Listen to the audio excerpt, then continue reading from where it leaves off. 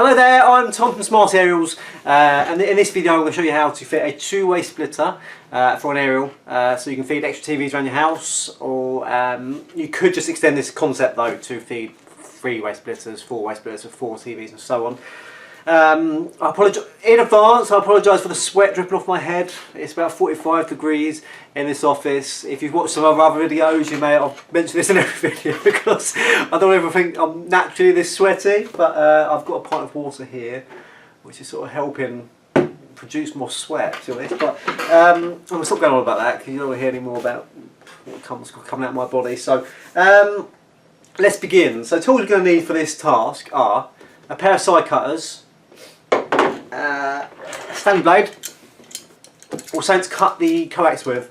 You can actually buy tools which custom sort of prepare cables for you, so you sort of wrap them around and they'll get it all cut it nice for F plugs and stuff like that.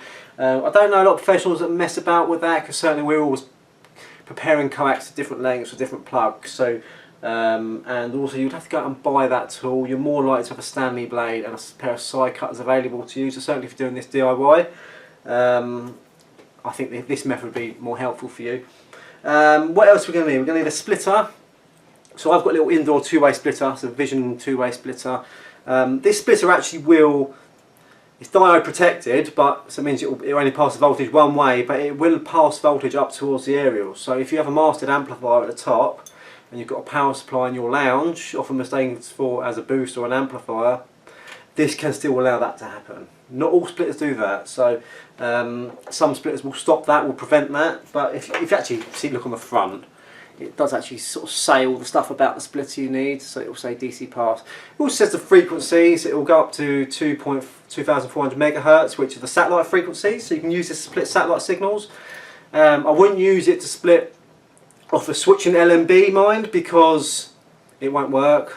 You only really use that for communal TV systems, but some will go up to 1,000 if you're wondering what that was about. So let's begin. Oh, sorry, we've got an outdoor splitter as well, so I'm going to show you how to do this outdoor. And we've got some coax to represent our incoming aerial and outgoing signals. So we're going to start off by taking on my long bit of coax. Now this is, we're going to imagine an aerial's attached to that end, and this end, long cable, represents our current TV point. So we've got one TV point at the moment, so it just runs down, and what we're doing with a splitter, we're intercepting the signals to feed into other TVs. So we're going to cut that in somewhere in the middle to, so where we're intercepting it, which might be in a loft, it might be outside, it might be at your lounge, but we've cut it now, so we've got no aerial signal. Fear not, it'll be back when we put the splitter in. And we're going to make some F plugs. Because the splitters we have have got F connections on.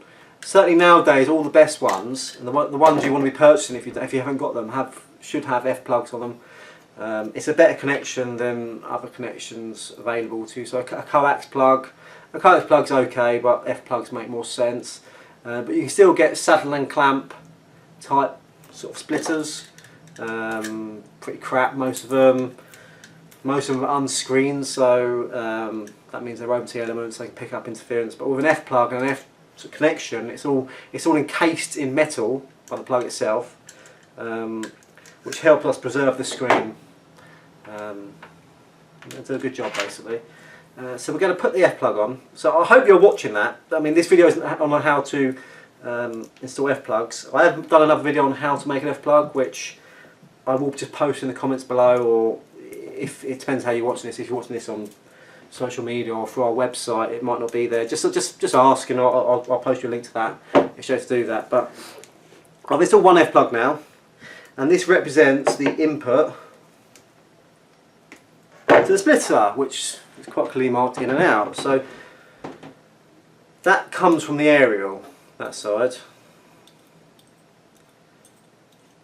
Get that nice and tight.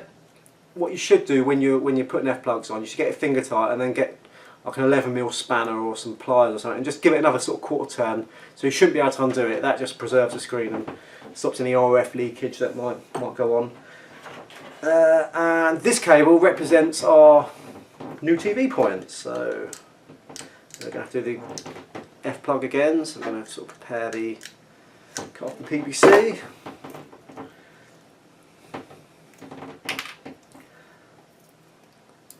Take back the ground shield, the braid in, and get rid of the screen.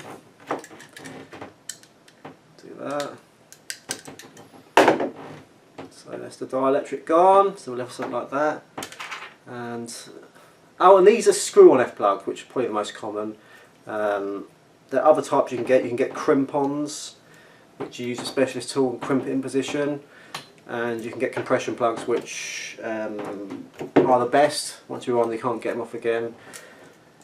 I personally think a lot of those things are unnecessary. If you put a screw-on F-plug properly, it's perfectly fine for domestic use. I mean, for sort of communal systems and stuff, I'd use crimp-on plugs or compression plugs. But the downside of using a crimp-on or compression is you can't reuse the plug. So once it's on there, once it's been applied, it's done. You can't use it again. The good thing about a screw-on is you can unscrew it and reuse it if you need to.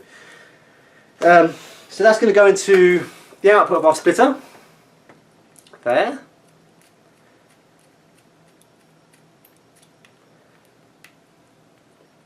And that's going to run onto our, there. That's going to go onto our XTV. So on the other end of that cable, there's going to be a. So I've got to start looking at the camera, not the screen. On the other end of that cable, there's going to be a coax plug or like a wall plate or something. So that's coming out the splitter. But we also need to reconnect our existing TV. So that's the bit we've already intercepted. So put that down there, and we're going to make another F plug.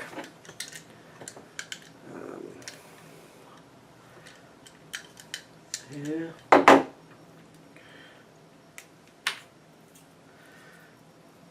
Same again.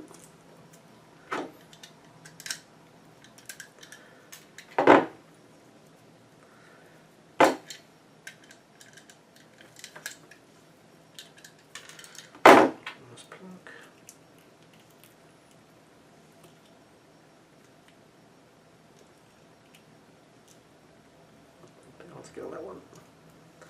It should be a bit tricky to get on because then you know you've got a good snug fit. If it's too easy, chances are it's just going to pull off again and it won't make a very good connection. It helps buying the right plug for the right cable. So there's, you've also got the coax sizes, which is sort of 0.65 cable, 100 cable, 125. You've got those sizes, but then between manufacturer and manufacturer, there are slight sort of differences between the cable sizes, so it helps getting the right plug, the right intended plug. I just spot myself there. And now, so put that back on there. Nice and tight. If you had a job getting it on, it helps give it a bit of a wiggle. You give it a wiggle and then you can sort of spin it at the same time. It's a bit of a sort of doing that. It's a bit of a technique that aerial satellites use. Sometimes it's sort of getting my DNA everywhere. Right, so that's that. So there's our two-way splitter. So that's coming from an aerial, going to two-way splitter, and then going to two TV points. Problem is with these aren't intended for outside use. So a lot of the time you'll be intercepting the cable outside because it might not go inside, and you're going to need to use certainly a splitter intended for outside use. So I'm just going to undo this splitter. Which would have been perfect for inside. In fact, you know, it comes with a couple of little screw down holes. So you can sort of screw it to a skirting board or a bit of wood in your loft or something. And I'm going to show you a common splitter we use for outside. So this one's an Antiference one. I really like these ones. It's got a door you open, and the splitter's inside a box. And then all these little bits, so the cable enters, and when you shut it, it keeps quite a nice sort of weatherproof connection. We're going to get the aerial in. If you look, it says sort of similar sort of stuff. So it's a similar sort of splitter to the other one. It's just in the box, and it actually sort of does that. So we can get it in there. So UHF in. This is also a DC passing splitter, this one. So if you had a mastered amplifier before this and the power unit again, it would send the voltage up to that and allow it to flow through. And let's get them on. Firstly, what I'll do, because we're by the seaside here, I'll get them tight, and if it's going outside, I'd get a bit of silicone grease and just slap it all over the connectors. It'll help keep it nice. But we're left with something like that. So, got one in, two out, Now this, a couple of options what we can do. Here we've got a couple of little screw down holes, so if we want to fix it to a wall or screw it onto a beam or something, we can do. Obviously once we've shut the door. So you shut the door and just screw that down. Now when you've got that tight, it makes a really good connection there, so I really recommend these. And we've also got here space, so we can cable tie that onto the aerial mast, or so it can act like a masthead. So certainly helpful. A lot of the time we put splitters up at aerials, so that's how you do that. Just cable tie it. I personally just wrap a little bit of tape round as well, just in case if the cable tie fails or the screw fails, it'll remain in position. It's also important to note that every time you split a signal, you lose a bit of signal. So, and the more times you split, the more signal you lose. So if you have a two-way splitter, you won't lose as much signal as you put a three-way splitter, and a four-way, and vice versa. So it's important that you have enough signal before you do this. Now, since digital TVs come on, signal levels improve dramatically, but there is a chance when you put a two-way splitter in that it might be just dropping you beneath the minimum, and you might start struggling with reception. In which case you need to put an amplifier in or put a masthead in before the splitter, just to sort of give it a boost before it goes through the splitter. Obviously the amplifiers require a power source somehow, so that's why we put masthead versions and stuff like that in. But having said that, more often than not a split will be fine. Just bear in mind if you're trying to split 4 or 5 ways, 6 ways, you could be running out of signal. So bear that in mind.